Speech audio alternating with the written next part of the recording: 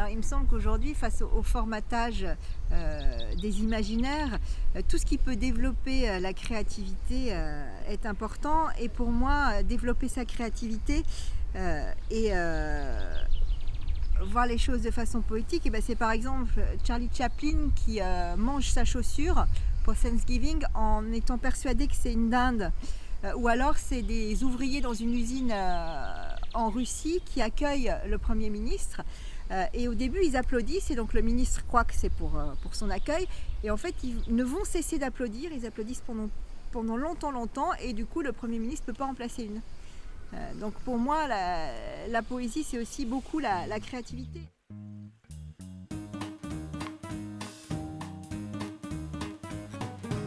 J'ai commencé par publier des romans aux éditions Michalon, ensuite un roman graphique, et puis j'ai commencé la poésie aux éditions Gros Texte avec un livre qui s'appelait Le Bubon. Et j'ai publié plusieurs livres aux éditions Gros Texte comme Décampé ou alors encore Je danse encore après minuit ou Vivante. Et puis ensuite je suis entrée dans la maison d'édition La Rumeur Libre et aujourd'hui au Castor Astral et aux éditions Bruno Doucet pour une co-traduction avec Franck Loiseau d'une poétesse américaine qui s'appelle Hetty Jones. Et le recueil s'appelle Drive.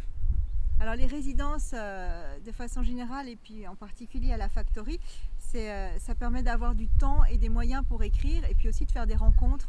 Et là il y a eu une belle rencontre avec Orzine Stara, les 4 musiciennes. On a même fait une lecture ensemble du recueil de poésie américaine d'Hetty Jones.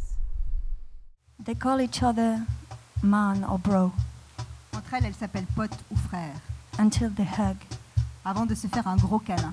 and their hands pat pat. Et paume, main paume, tape tape, The sister hands pat pat. main sororale, tape tape. Oh, Allez, pat my bro, tape mon frère, pat my sister. tape ma sœur. See we tender women live on. Regardez-nous, les femmes tendres, existons encore. Ce qui me tient à cœur et tient mon écriture, c'est la fantaisie. Tu vois, c'est la façon de renverser les choses, de se dire qu'il y a peut-être un autre monde, mais qu'il est simplement dans celui-ci et d'aller chercher ça. Madame, tenez bon. Après vos 2 grossesses, vous ne trouverez plus d'emploi à temps plein. Alors, un petit dernier et retour au foyer. Les enfants, c'est passionnant, c'est la part de soi qui Je me souviens que dans l'enfance, en fait, la frontière entre les mondes, elle était beaucoup moins marquée qu'à l'âge adulte. C'est-à-dire que je me sentais beaucoup plus près du minéral, du végétal, des animaux. Donc je me souviens que je faisais tout un tas d'expériences et avec du recul, je me demande si c'était pas finalement assez poétique. Comme par exemple aller boire dans la gamelle du chien pour voir ce que ça faisait. Ou alors faire des câlins aux arbres ou se rouler dans l'herbe. Et ce rapport-là au monde qui explose un peu les frontières, c'est aussi la posture de la poésie et du poète, il me semble.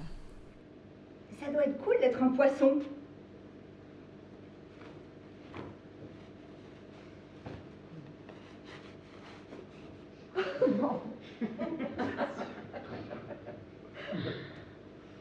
Ça doit être cool d'être une fleur.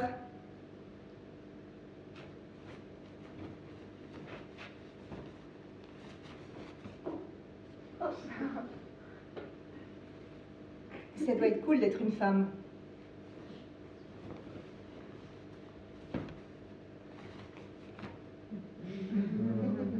Pour moi, la poésie, c'est ça, c'est aller à l'essentiel avec un maximum de liberté possible.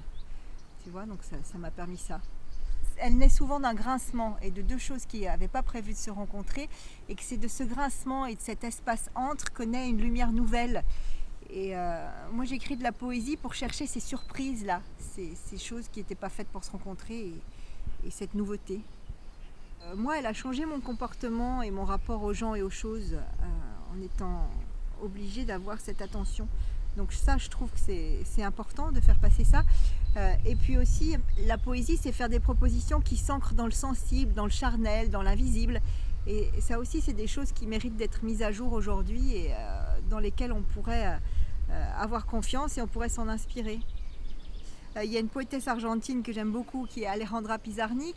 Il y a aussi Henri Michaud. Et puis dans les contemporains, je pourrais citer Thomas Vino, Alban Gélé, Mélanie Leblanc. Et puis voilà, plein d'autres dont j'ai oublié le nom, mais qui m'accompagnent et qui crée une sorte de famille et de familiarité.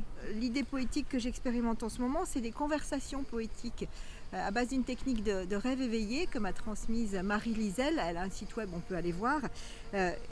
Donc après, j'ai créé mes outils par rapport à ça. Et donc je propose aux gens une sorte de ping-pong et de dialogue des imaginaires pour montrer qu'à l'intérieur de nous, on a tous cette ressource-là singulière qui nous appartient et que se reconnecter à cet imaginaire-là contre le formatage de la société marchande, c'est une sacrée force.